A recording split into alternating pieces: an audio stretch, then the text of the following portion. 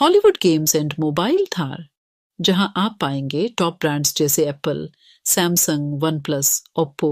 Vivo MI एवं अन्य सभी स्मार्टफोन 0% फाइनेंस सुविधा पर।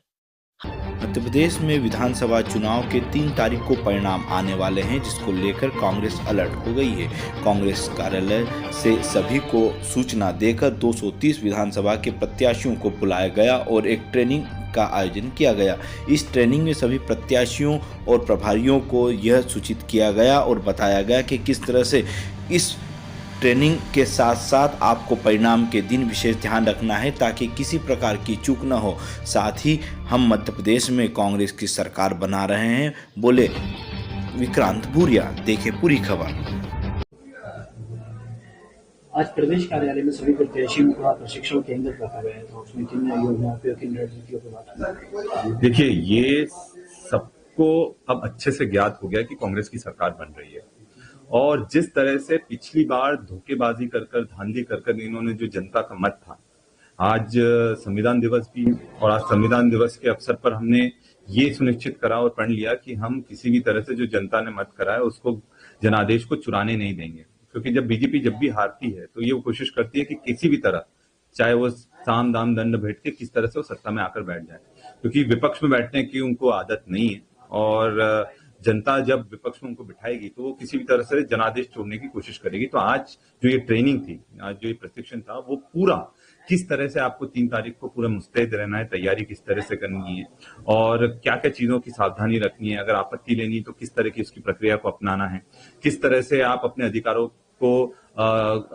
मजबूत कर सकते हैं, अपनी बात को रख सकते हैं। तो इन सब चीजों पर शुरू से लेकर आखिरी तक इस चीज का प्रशिक्षण दिया है। हमारे साथ में जितने भी 230 हमारे उम्मीदवार थे कांग्रेस के, वो तो आए थे, उनके साथ में भी 2 से 3 लोग अलग से भी आए थे, ताकि जो मतदान के दिन 3 तारीख को वो पूरी तरह से सब जो भी लोग बैठेंगे अंदर, उनको पहले से प्रशिक्षित कर तैयार रखें और किसी भी तरह की जो धांधली हो उसको रोकने का काम करें। 2018 में जिस तरीके से सरकार चली गई थी, क्या अब उसको लेकर कुछ प्रत्याशियों को संकेत दिया गया है या आगे रहने का? देखिए, इस बार है ना, जब टिकट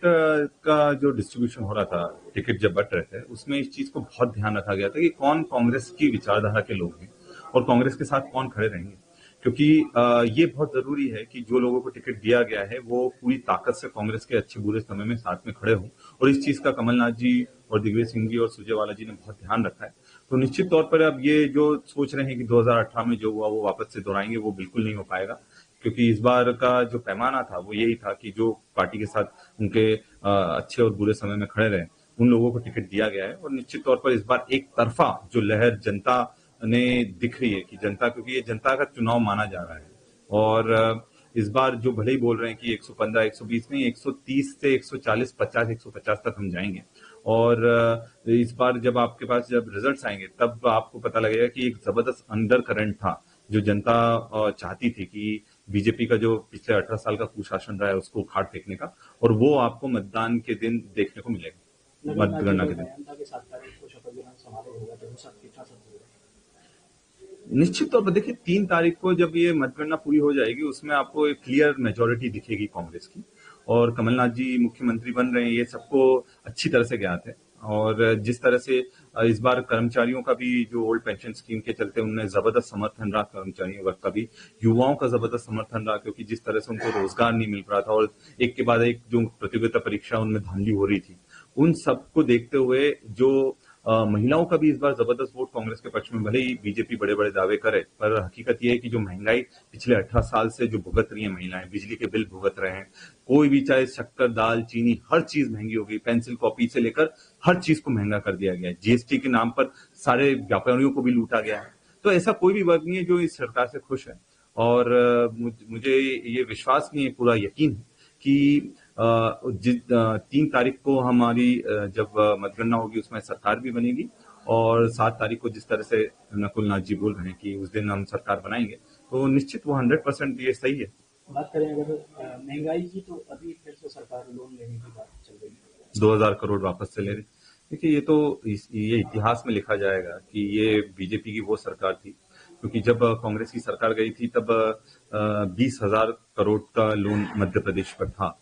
जब दिग्विजय सिंह जी की सरकार गई थी, और आज वो 4 लाख करोड़ पार हो गया। मतलब ये अपने आप में दिखता है कि किस तरह से पूरे मध्य प्रदेश को, मध्य प्रदेश ही पूरे हर एक उसके नागरिक को इन्होंने कर्जे के बोझ के नीचे दबाने का काम बीजेपी ने करा है। और जाते जाते भी ये कर्ज ले रहे हैं, तो ये समझ सकते हैं कि इन्होंने सिर्फ अपने जेब भरने का काम करा है, जनता की जेब खाली करने का काम करा है, और ये जनता अच्छी तरह से समझ चुकी है।